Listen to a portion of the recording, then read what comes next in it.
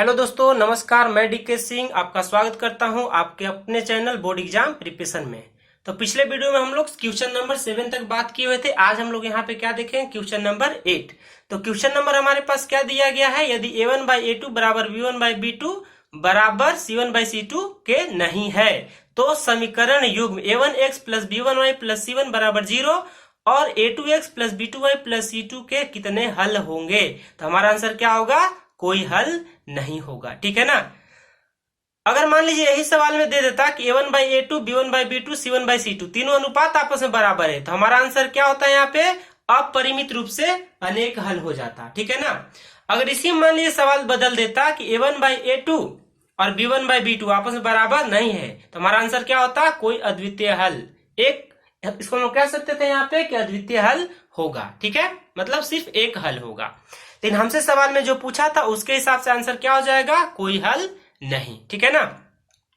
आगे हम लोग यहाँ पे बढ़ते हैं सवाल नंबर 9 की तरफ। ठीक है ना। और सवाल नंबर 9 में आपसे क्या पूछा गया है, बोला है यहाँ पे कि समीकरण, रैखिक समीकरण हमारे पास दिया गया है। रैखिक समीकरण पहला दिया है 3x प्लस 2y बराबर 4 और एक समीकरण दिया है 2x माइनस वाई बराबर 5 और बोला है दोनों को हल कीजिए। ठीक है ना। तो इसको हम किसी भी विधि से हम लोग हल कर सकते हैं। तो मैंने इसको कैसे हल किया है, विलोपन विधि से। और मैं इसको कहां पे विलोपित करना चाहता हूं, y को। तो अगर ध्यान से आप देखेंगे तो y यहाँ पे क्या है, माइनस में, यहाँ पे y क्या है, प्लस में। यहाँ पे y है सिर्फ और यहाँ पे 2y है। तो मैंने बराबर करने के लिए क्या कर दिया, समीकरण 1 को 2 से गुना कर दिया। तो हम लोग लिखेंगे कैसे, समीकरण 1 को 2 से गुना करके समीकरण 2 के साथ जोड़ने पर। तो जैसे हम लोग समीकरण 1 को 2 से गुना करेंगे तो 2 दूना 4 हो जाएगा और 2 एकम 2 हो जाएगा और 2 पचे कितना होता है, 10। ठीक है ना। और दूसरा समीकरण हमारे पास क्या है, 3x plus 2y equal to 4 दिया गया। अब दोनों समीकरणों को क्या करना है, जोड़ना है। तो माइनस में 2y और प्लस में 2y आपस में कैंसिल हो गया। 4x को 3 से x के साथ जोड़ देंगे तो 7x हो जाएगा और 10 को अगर 4 के साथ जोड़ देंगे तो 14 हो जाएगा। यानी हमें क्या मिला, 7x बराबर 14। 7 यहाँ मल्टीप्लाई में है, इधर लाएंगे तो डिवाइड में हो जाएगा। तो x का वैल्यू क्या आ जाएगा, 14/7 यानी कि 2।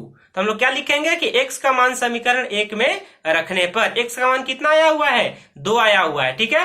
तो x का मान हमें कहाँ रखना है, समीकरण 1 में। आप किसी भी एक समीकरण में रखेंगे तो y का मान आ जाएगा। ठीक है ना। तो मैंने यहाँ पे क्या किया हुआ है, x का मान समीकरण 1 में रखा। समीकरण 1 क्या है यहाँ पे, 2x माइनस वाई बराबर 5। तो x का मान कितना आया, 2 आया हुआ है। तो इसका मान लोग कितना रखेंगे, 2 रखेंगे। तो 2 2 जा कितना हो गया, 4 माइनस वाई इक्वल टू क्या है, 5।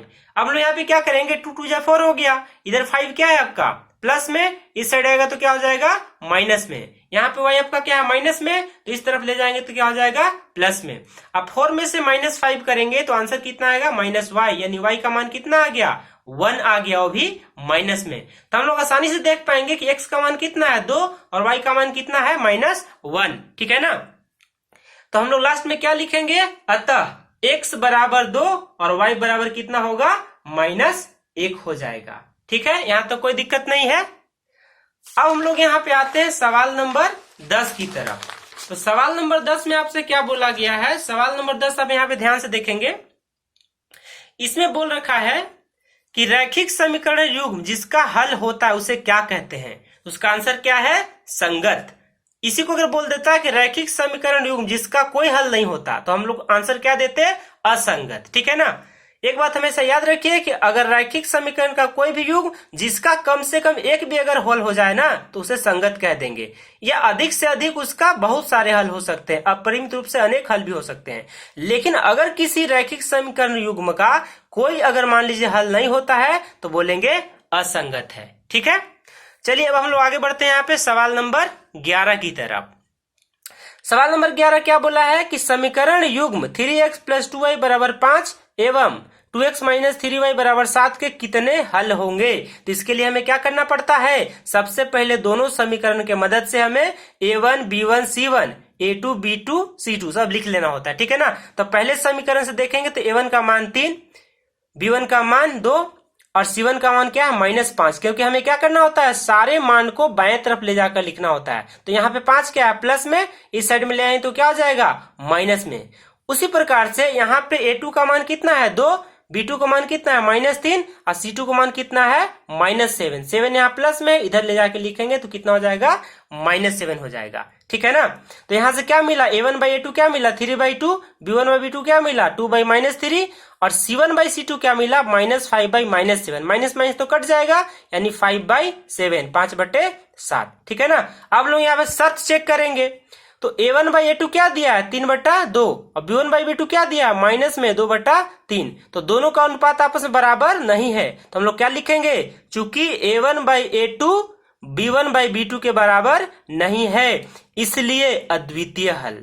ये मैंने गलती से लिख दिया था, ये हमारा आंसर नहीं है। ठीक है ना। हमारा आंसर क्या है, अद्वितीय हल, यानी दिए गए रैखिक समीकरण युग्म का अद्वितीय हल होंगे।